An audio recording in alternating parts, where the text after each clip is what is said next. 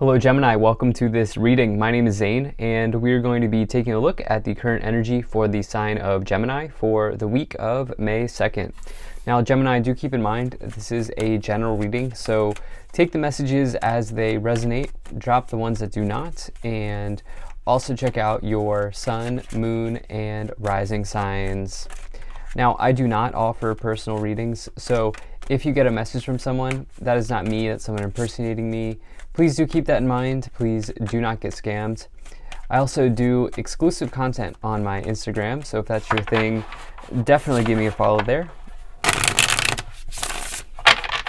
Let's go ahead and see what we have here for you, Gemini. Now, if you've not yet hit the subscribe button, please do consider doing that. It really helps my channel grow in a big way. So, all right, let me make sure everything is in view here. Go ahead and put the deck up here, and we'll also take 3 Kipper cards to clarify as we go along.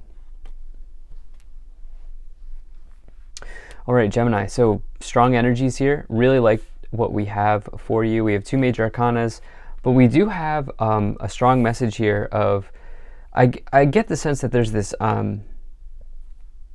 like down-to-earth energy. Some of you, there's this word around practicality that is coming into my mind right now. Some of you are being extremely practical, and I don't actually think that this is easy. Okay, sometimes it's not easy to be extremely practical. It's not easy to be extremely practical and unequivocally practical, right? But I feel like some of you are doing that here. And there is definitely new beginning energy in the air. I think there has been for many of you here for a while or for some time now. And I definitely see like this week could advance that timeline, this new beginning timeline for you. So in your overall message here, in your current situation, you do have this judgment card. So this is the card of putting all of the facts on the table, putting all the cards on the table, and asking yourself, what cards do I want to keep? What cards do I want to discard? What do I want to take? What do I want to leave? And, you know, with that, another way of saying that is, you know, this judgment card asks you to get real with yourself, really real with yourself, and see what's no longer working. Because really, it's an incredibly positive card of saying that you are basically at the finish line. You have 1 card to go until you reach the world, which is the last card in the major arcana. And so this can be a deeply spiritual experience where you just take a look at the result of your actions, which is your karma, and say, what can I do?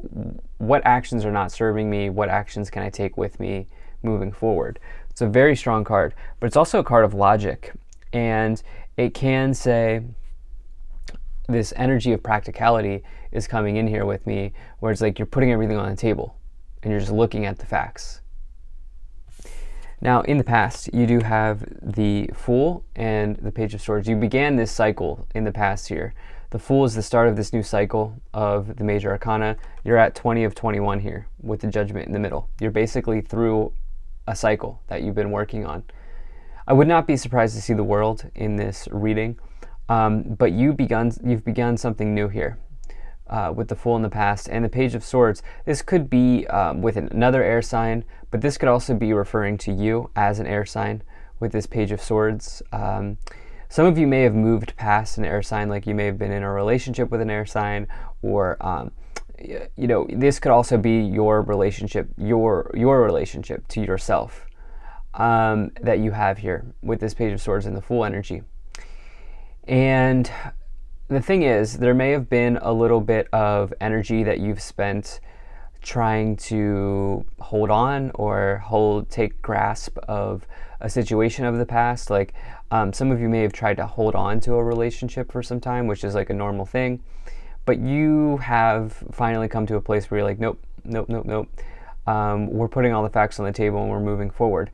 Now, I don't know, the relationship energy here is interesting because we do have this 2 of Cups in the future, but for some of you, there may have been, you know, if you're not here for relationships, you know, you've started a powerful journey here in the past, maybe after being given some type of bad news or disappointing news in your life. There could have been a challenging situation in the past that you dealt with, and you've now begun some sort of powerful new journey for yourself.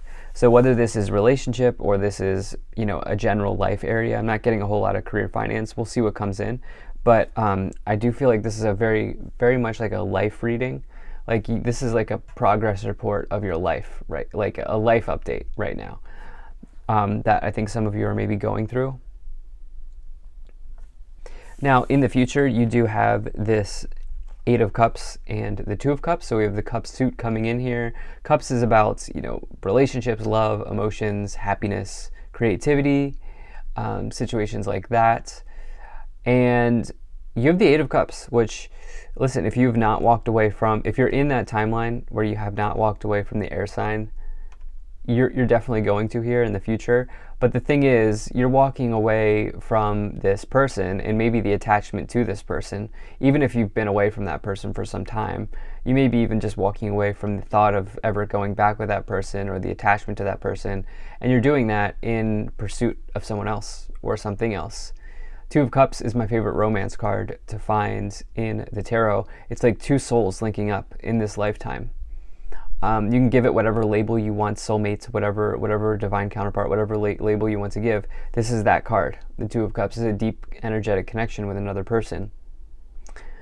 This can also say that you are looking to maybe, if you're not here for love and your relationship's going well, you're looking to develop some type of partnership. You know, this could see you developing a partnership with yourself, making promises to yourself that you don't break. You know, I'm going to eat healthy. I'm going to start working out. I'm going to start getting up early. I'm going to start doing these things. You could be doing that. You could be doing that here in the future. But I love the Eight of Cups because to me it's a card of empowerment. And it says that you're ready to change. You're not just thinking about change, you're taking the change. You're embodying the change, which is the best way to manifest, is to move into a state of being. A good one that I heard recently, like if you have struggled with your weight, instead of saying, I've been overweight my entire life, ask yourself what a healthy person would do. And stop saying I've been overweight my entire life, because you're still existing in that way of being, which was, from what you're saying, you've been overweight your whole life. Instead, ask yourself what a healthy person would do and start doing that. So that's just an example that you can use, and you can apply it to anywhere. Like, oh, I've never been a morning person. Stop saying you've never been a morning person. What would a morning person do? Morning person would get up. Let's go ahead and move up the pyramid here. Let's see what else we have. So you have the Three of Wands. You have the Queen of Swords. You have the Temperance card. And you have the Four of Wands. Okay. So, yeah, this is very heavy in the sort of life areas, just general life areas right now, whether it's relationships or just, like, this is like a self-improvement reading. Like, you are making self-improvements right now. The Three of Wands in the past is like this idea of like going on an adventure, going to new lands, seeing new shorelines, seeing new people, getting fired up. You know, it's a card of travel, but it's also very much like a card of taking something to the next level, which some of you I think have done, right? We talked about how you have this powerful new beginning here with the Fool. You have the Page of Swords, but you're taking something to the next level here with the Three of Wands. You're going for it.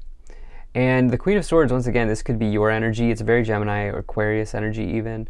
It could be any air sign, but yeah, there's something, the air sign is either you, or the air sign is a person that you've been walking away from, or you're about to walk away from, or like you're walking away from the attachment to this person, the idea of like still ever getting back with this person, something like that. If you're here for relationships, not here for relationships, like I said, you're taking it to the next level.